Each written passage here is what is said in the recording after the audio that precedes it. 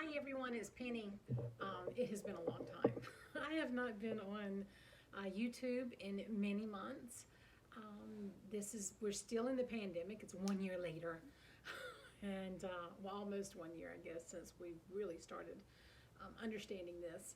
So I have not been on YouTube as much. This past year has been getting my own things done and keeping my business going of teaching and that sort of thing. And I have been doing art for my own personal enjoyment, but as far as making videos and editing them and getting them ready for YouTube, that's required more steps than I have felt able to do a lot of this past year. I have gotten my house ready to sell, and that was several months of hard work on my part. And but it has sold, and I'm kind of in that in between stage, waiting for appraisals, inspections from the buyer, and then if all goes well, in 6 weeks, I will be moving to the Raleigh area to be closer to my children and my new grandson. So I'm very excited about that. But what I'm going to show you today is a piece I started working on quite a while back, and I'm going to post the sped up version of step by step for a lot of this. But this is a paper pieced part. See, I've been so long I can't talk. But I'm not going to edit this. This is just the real me. This is a paper pieced piece of the Brooklyn Bridge. It is all done with handmade or hand decorated painted papers, cut and pieced in tiny little sections to form this cityscape of the Brooklyn Bridge. I started this well over a year ago, and I have been working on it on and off since. It's very minute detail type work. So what that means is I have to do it in stages because it really does a number on my neck. I carry tension in my neck, and I'm sitting here trying to piece and cut and tear just certain pieces of paper and glue them down. I mean, I have pieces of paper this small in this thing, and I have some bigger pieces. But I can't do it a lot in one sitting or in multiple sittings. I have to kind of stage these things because I have done these types of paper piecing portraits and pieces before, and they are taxing on my body. So, but I really loved this. I wanted to do it. I wanted to try it. I had an idea, and I like the way it turned out. However, what I want to do today is I want to add a little bit of the lights along the cables coming off of that bridge that the Brooklyn Bridge has at night to give that little bit of romantic aura about it. And here's what I'm going to use.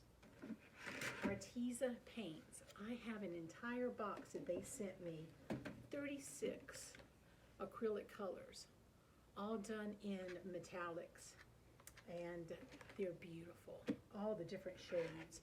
So I'm going to pick a couple of colors. I think I'm going to do the white pearl, and I'm going to do the pearl pink to give it that soft romantic glow that I want. And I'm going to do, or I'm going to use these little stylus tools that you can use for anything. I think my daughter used to use these to do nail designs and things. So I'm going to use these just to get a precise little dot to line the cable coming off with lights. And I'm going to dip it in two different colors, one on one side and one on the other, and you can watch me do it in just a minute, okay? Let's see how it turns out. So to start back at the beginning, the first thing I did was look through my papers that I have done on my gel press printing plate, and I'm looking and getting inspired by some of the design, some of the texture, some of the colors. This particular piece came out beautiful colors, but it stuck to the gel printing plate. So I saved what I could, and I'm going to use this in the skyline. I want a dusk, beautiful colored skyline, and I'm going to use pieces of this and that. So I'm just flipping through, showing some of the papers that I have collected and done on my gel press that I will be drawing from for this.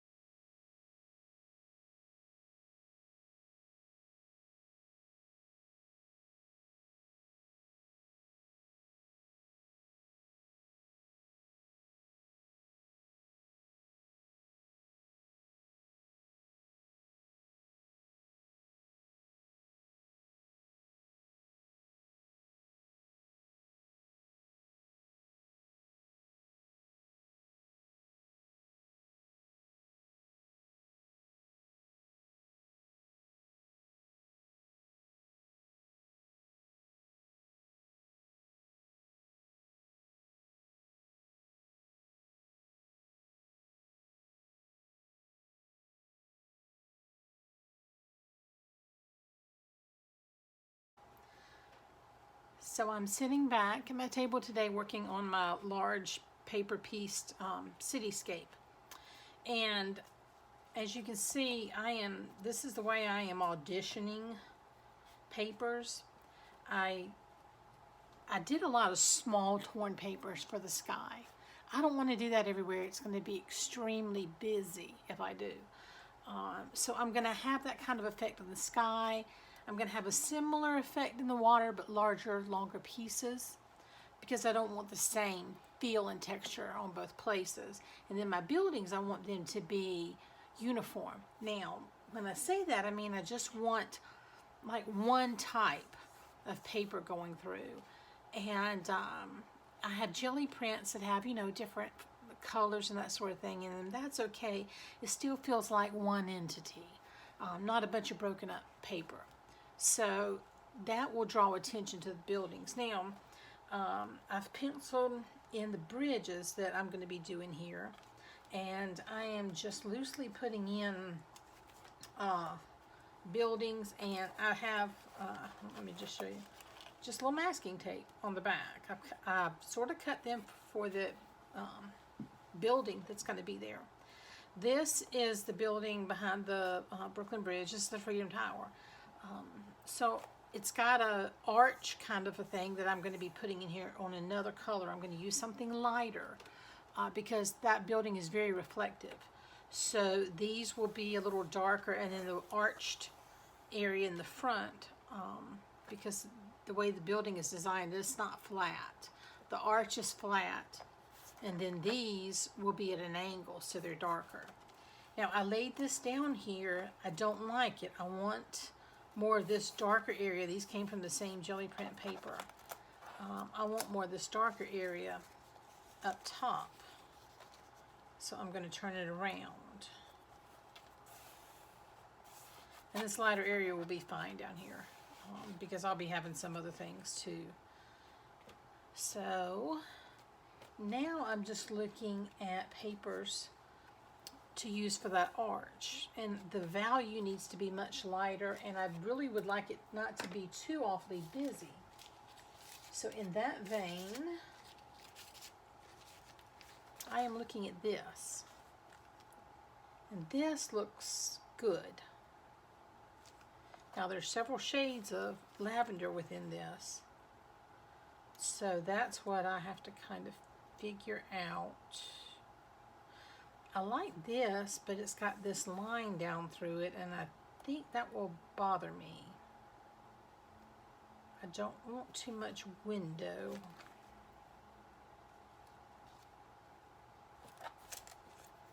Let's see, where does the arch start? I think it's all the way at the top, isn't it? Yeah, the arch starts here, comes in.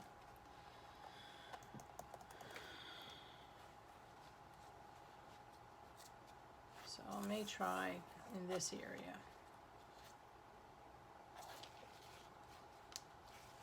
I don't need that white in it, so maybe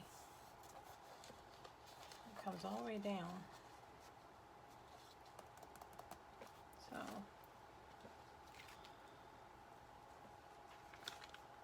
I think what I'm going to do is I'm going to do do it taller because I want it to wrap. I want it to come down to here.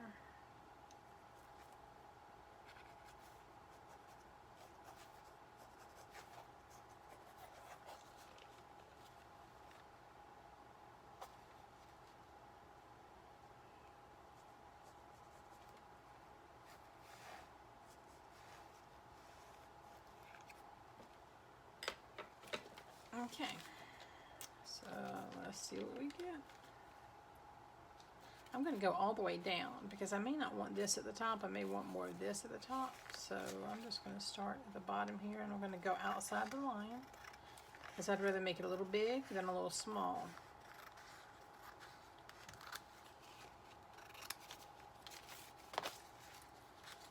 Go down the same way outside the line, so I can always cut away, but it'll mess up my fluid look I want with one piece if I have to piece together several pieces of paper. So I'm going to cut off the bottom there.